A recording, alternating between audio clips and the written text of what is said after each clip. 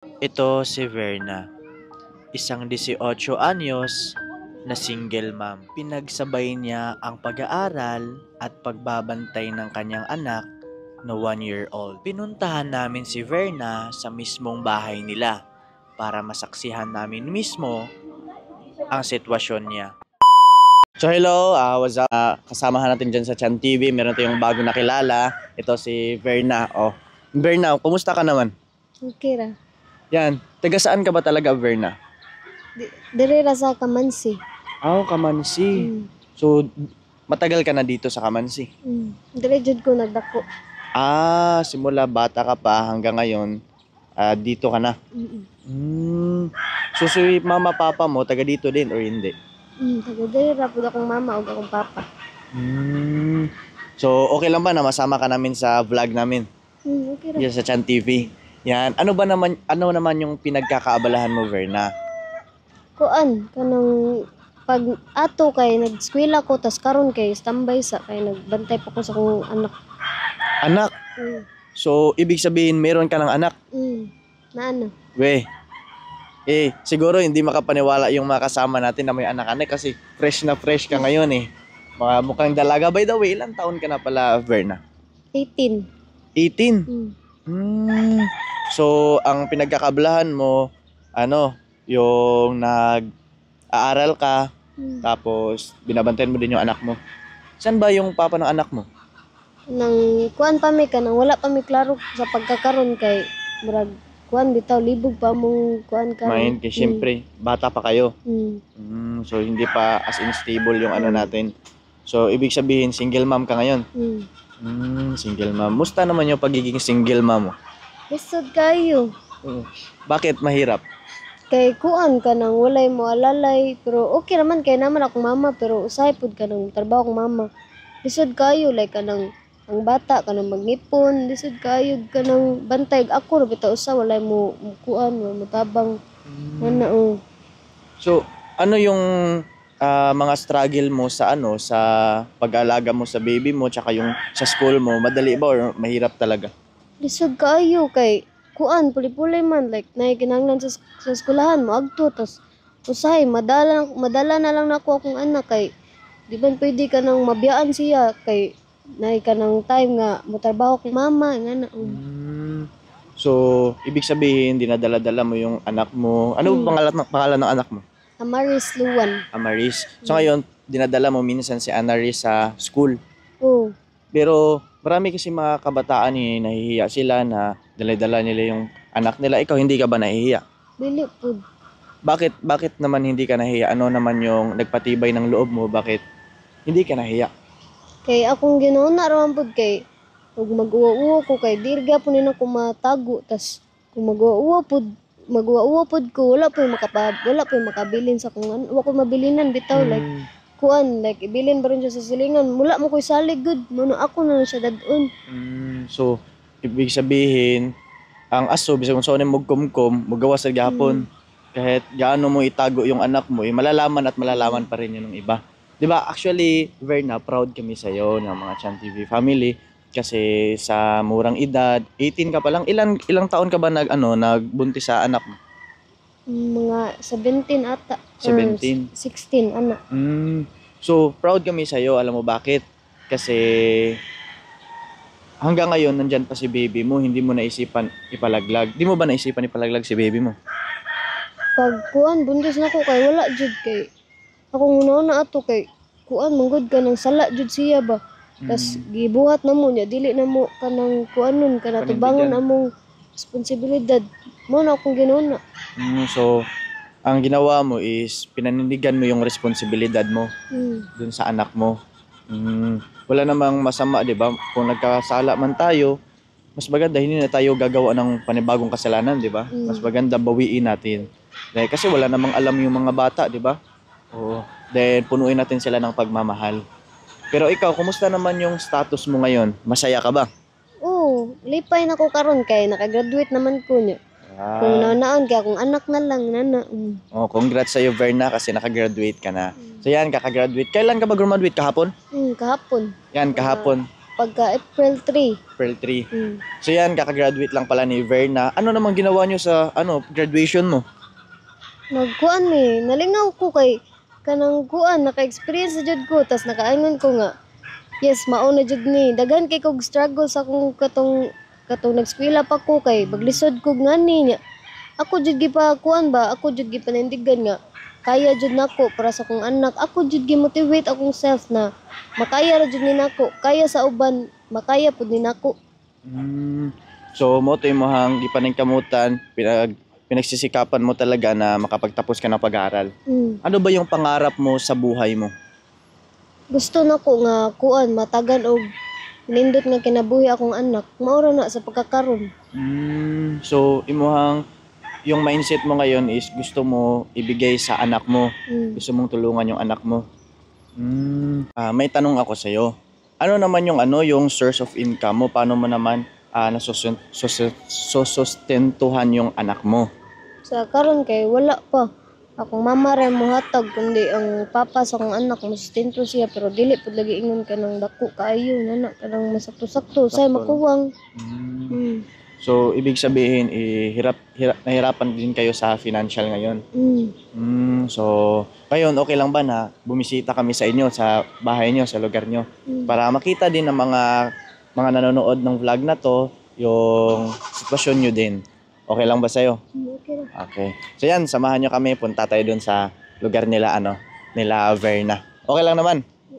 Sige. Ganda ni Verna, no? Sa lugar nila. Sa bahay nila.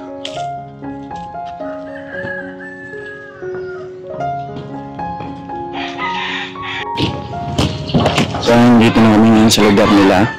Kasama ko ngayon si Nicole. Yan.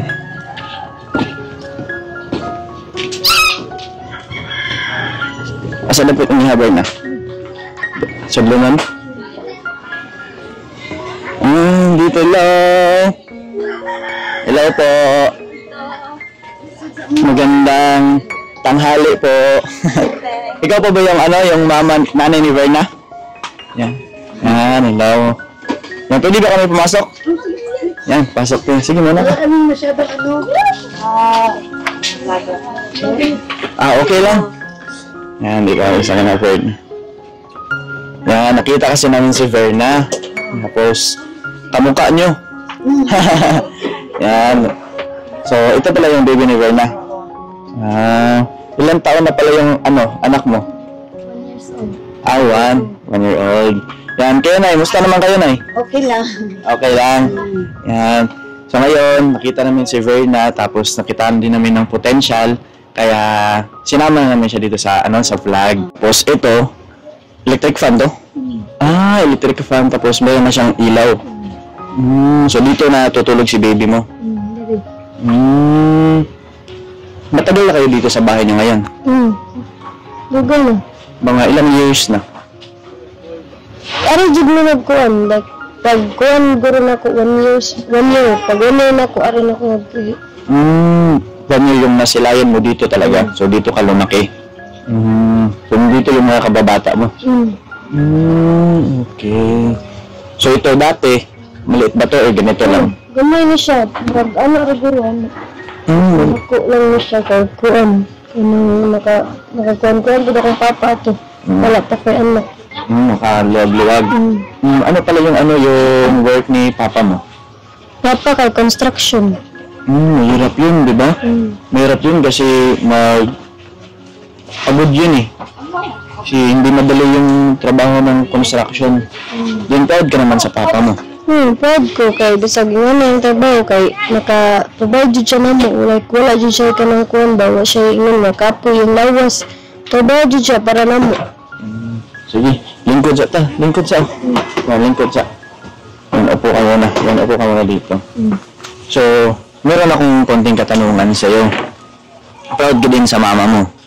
Proud ko sa kong mama. Bisag mara siya sa balay, magtabang-tabang ko sa ina mo or muadto ba siya sa sideline kay makita ko siya pagi nga kanang makuha na mga kuhan, ginabuhi dito. Tas sa gano'n ko anak, iya gid ko tabangan.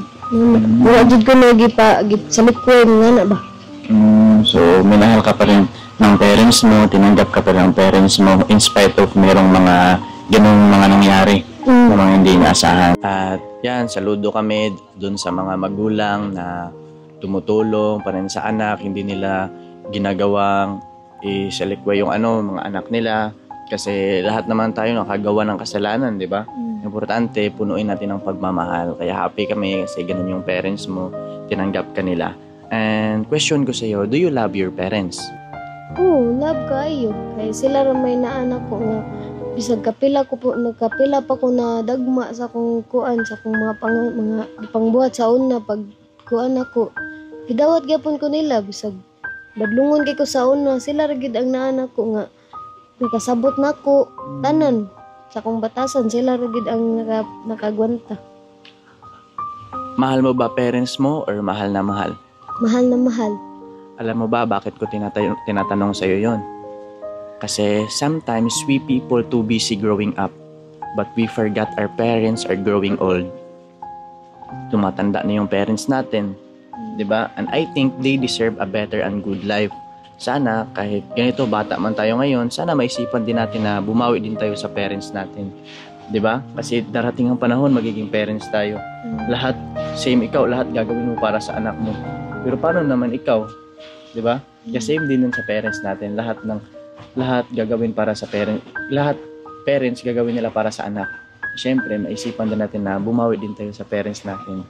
Okay ba 'yon? Kaya ngayon, meron nga kasabihan, ang taong mapagmahal sa magulang, mas malayo ang nararating. Kaya mahalin natin yung parents natin para mahalin din tayo ng mga anak natin. Okay ba 'yon? Yan, okay. So dito kami sa, nanonood ba kayo ng TV? Sira yung TV nyo.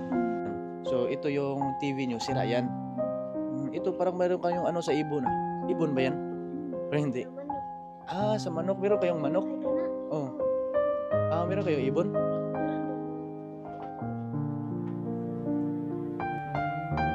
So, hindi kayo makapanood ng TV ngayon. So, wala kayong TV. So, ngayon wala pala silang TV. Pero meron naman kayong kuryente. Nare kuryente. Okay. So, ito yung fan nyo. Tapos dito si Bibi umuupo, no? Okay. Medyo maliit-liit, no? Pero okay lang yan. Importante, mabubuti yung mga tumitira. Di ba? Yung nakatira. Ito yung sa lamin nyo. Parang, matagal na yan? Nakuha pa ng lola. Saan si lola mo ngayon? Matay na. Wala na si lola mo? Tagal na? Grabe, sa lola pa pala niya to. Yan, gusto ko lang batiin lahat ng mga viewers ng Chan TV, tsaka yung mga sponsors. Kung meron kayong kakayahan tumulong po tayo. Kasi mas maganda po yung magtulungan. Ayan. So, yung source of income mo para dun sa baby mo is, hindi talaga siya fixed.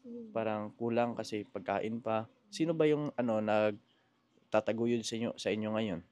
Ang papa. Si papa mo. Isa lang yung nagwo-work sa inyo? Sideline man akong mama usahay. Nag-sideline. Pero sideline yun, hindi din yun sure. Kasi sa panahon ngayon, mahirap din talaga kasi kahit yung iba nga, na sila, yung lahat na sila nagwo-work sa bahay nila pero kulang pa rin. Kasi maliit din talaga yung sahod ngayon. Kaya mas maganda, meron ding sideline, no?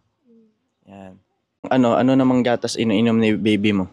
Breastfeed pa ni siya karon. Naka-breastfeed pa? Ano naman kinakain niya? Kanang mga kanang lugaw. Lugaw. Kaano na siya lugaw. Tapos Cerelac? Wala na siya nagsirilak kay dili naman siya makaog sirilak. Hindi na siya kakain ng Cerelac. Lugaw, kakain na siya ng lugaw. Tapos breastfeed. Hello, ilang taon ka na? Ilang taon ka na? Ano ka na? 1 year old na siya? Kailan siya magtutu? February 22.